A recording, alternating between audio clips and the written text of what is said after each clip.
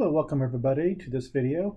My name is Patrick Payne. I'm the technical evangelist here at ZoomAssist, and today I'm going to show you how to get a quick start with jBase installed on Windows 10, and get you quickly started up with the RESTful services. So when we're done here, you'll actually have PIC installed on your Windows laptop. You can experience the native features of jBase, plus you'll have your full features of PIC, and you'll have RESTful services.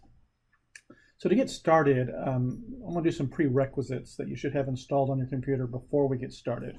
And the first one is Microsoft's .NET Framework 3.5. The installer will actually attempt to install this, as it is a requirement for the compiler, because it installs Microsoft's compiler.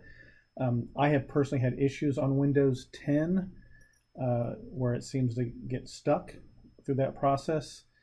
So I just recommend that you just install the .NET Framework before you run the jBase installer. Quite often you actually already have this installed, but as I'm doing this on a clean Windows 10 virtual machine with no software installed, I needed to go and install this. Second application I want you to install is Postman. Postman is a free application that you use for testing your actual REST services. While you can do a few things with the browser, this tool gives you full control, and it's pretty much what everybody uses. So I'll be demoing using this package. All right, so let's get started. I have already downloaded jBase, and I've already received my evaluation key. You need to have that before you get started, as the installer will ask for your evaluation key and won't let you continue without it. So we just click and launch the jBase executable.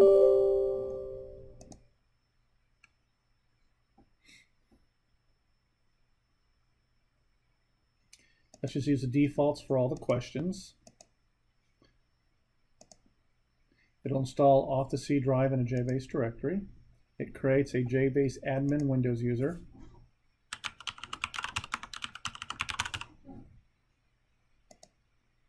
Here you enter your key. So I'll copy and paste it from my email.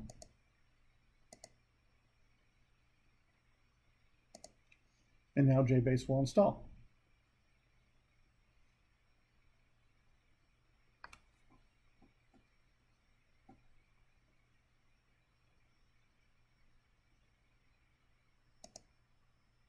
I'm actually pausing the video during this period to speed through the install. The install usually takes about 10 to 15 minutes. All right, the installer is just about done, and what it will move on to next is installing the stuff required for Microsoft C++ environment, and next it will move on to installing the actual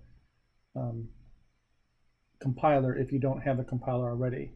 Ways you could already have the compiler is that it comes with Visual Studio. So if you have Visual Studio installed, you already have the command line CL compiler.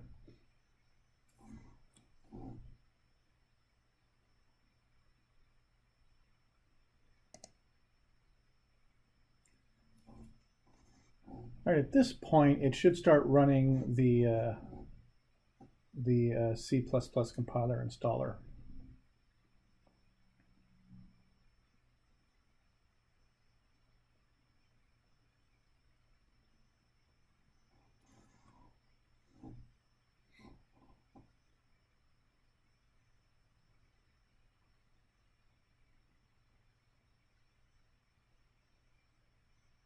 Now, right there is where, if you don't install the .NET Framework first, at this moment, as it starts to fire up the C++ installer, C++ installer will then say it has a dependency of the .NET environment. It then fires up Windows' own add features to add the .NET Framework, and that appears to be where some of the issue is. The installer works fine on a Windows servers, and even on the old Windows 7 desktops. It's something new with Windows 10.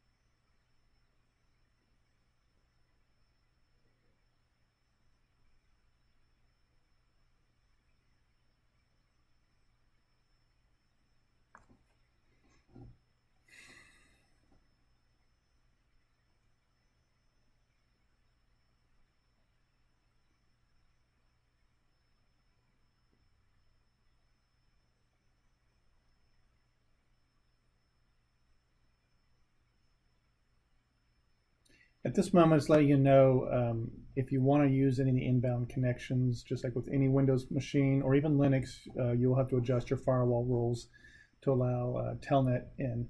jBase does come with a Telnet daemon, so you can actually Telnet now to your Windows laptop. And as long as you have your firewall open, you'll get a jBase login prompt, just like your old classic PIC machines. So now it's going to go to the last piece, which is going to configure the system. And this is all around the compiler. Remember, with jBase, we actually transpile all your code down to C and compile it. On Linux, we use a GCC compiler. On Windows, we use Microsoft's compiler. So what this is doing is into installing the actual Microsoft C++ compiler. So what this button here is going to do, and you should read all these instructions, it's going to launch the Microsoft installer, which means we've jumped out of the jBase installer into their installer. Once it's done, it'll jump back here. So let's click. And what it does is it shows a little screen shot of the options you should pick within the install options, the minimums.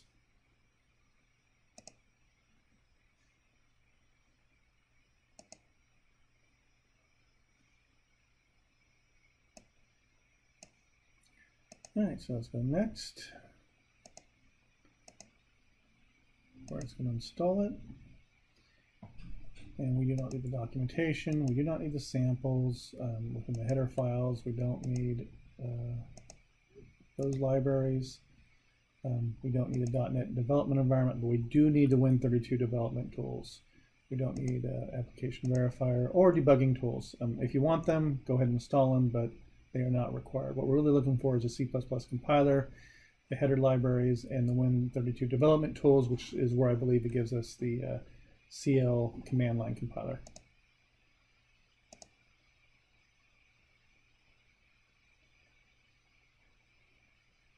Once again, I'm going to pause this while this is actually installing and jump to the end. It usually takes, it's about a 700-800 meg file. It's downloading it and installing it, so you're looking at about 15-20 minutes for this to complete. Okay, there, the compiler is done. Usually uncheck this box. If you don't, it'll pop up an IE window with some notes. Okay, so now it returns back to the jBase compiler. And now it says it successfully found the compiler, and now it wants to update your default environment variables. And we have to actually hit this button here, Update Environment Variables. And we are done, and we have installed jBase.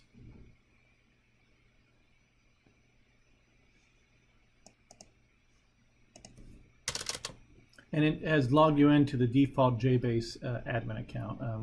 Think of that account a little like an sysprog on the old D3 systems. It's the default account. Okay, now that jBase is installed, there's a couple different ways you can get into jBase. You can either go right down into the menu and pick the administrator user, and it will log in.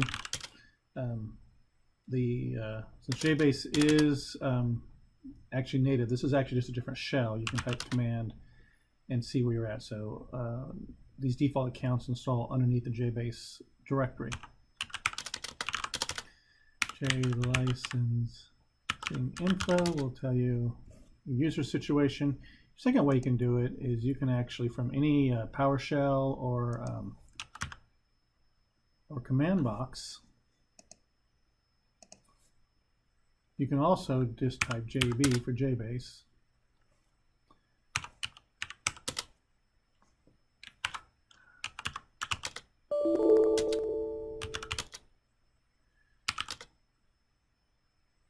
Okay, JB for jBase, jBase admin, and you're in. And at this point,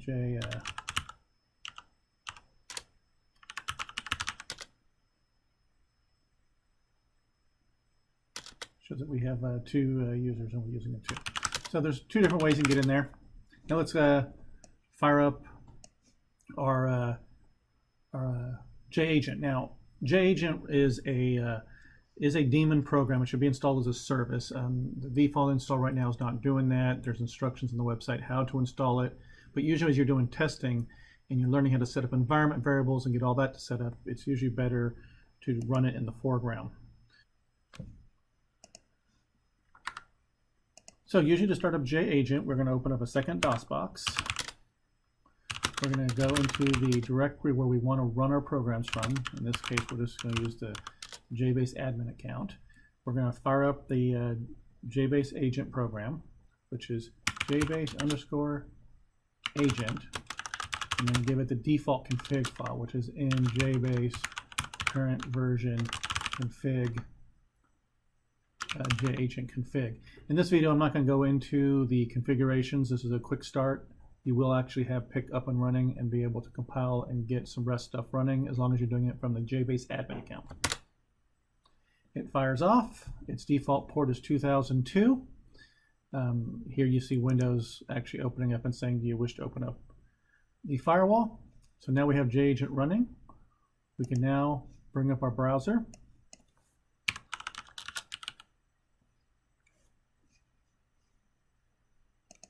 Okay, let's scratch that.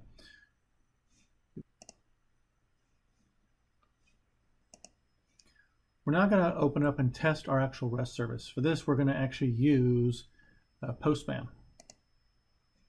So we're go in here and find our Postman application, launch it.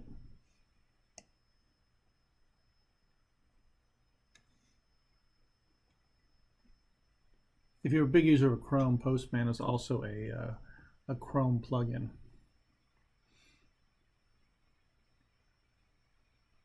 And I also recommend, as you're doing any web development, to actually install Chrome. It actually has probably the best debugger for working with services. They all have it. Internet Explorer, Netscape, or Mozilla, Firefox, they all have debugging tools in them. I use Chrome, so you'll see me referencing Chrome. So this is the Postman interface. You just go in here just like a normal URL, and you will go to localhost port 2002. API is our default directive. wrest test. This is a default testing program that comes with the package. And what it will do is it will actually respond and does things like a who, what the path is. It actually, if you're in jBase, it does a jshow to show you the current environment as it was set up, where it found the code. It dumps off things like vars and cookies and headers. It's a really nice testing tool. So if you're in here wanting to test sending variables and headers and stuff, you can actually run them and you should see them show up right in here.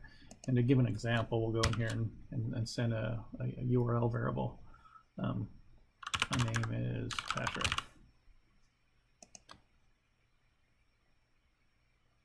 When that runs, you should see here in the vars name Patrick. Here you're going to see JSON as a payload. And here we have Postman now talking into jBase, and those connections are all being handled by this window. So if we go over here and do this again,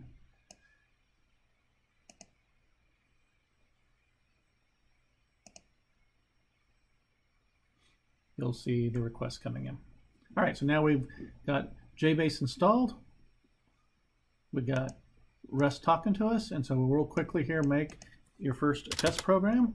On jBase, I'm going to first create me a BP file to do this in. So create file BP, type equals UD. What this means is it's going to create it as a directory type, so it's actually directories. Now I'm going to create my program, and I'm going to create just a real simple hello world program.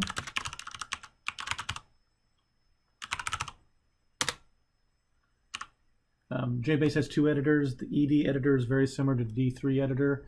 It also has JED, which is a really nice full screen editor.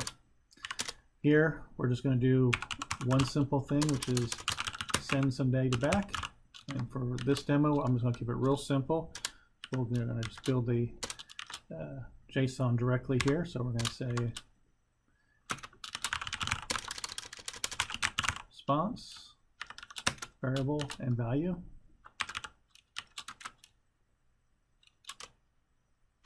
Messed up that. So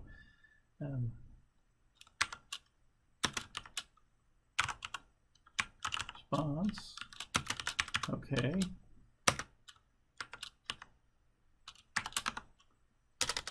Real simple. Now we're going to compile our program.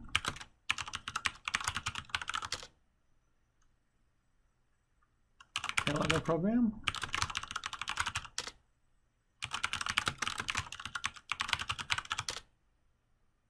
We can run our program now. Right here from Tickle. Now, in order to expose it to the web, we have a file called the WDB resource file, which was created automatically for you. And as you can see, it already has the REST test in there. We're going to create a new one for API. And this one is going to be called Hello World. It's a simple, think of this as a form of a catalog. First one is just a P. Second thing is your freeform description. Hello World demo page. 3 is the name of the actual pick program to execute. 4 is blank. 5 and 6 is 1. Those are both options. For your purposes of REST services, just always put a 1 and 5 and 6. This whole web server actually is the basis for products we have, such as Bravo reports and the dashboard. And so that maintains backwards compatibility for those. So now that we have created that, we should be able to go up here now and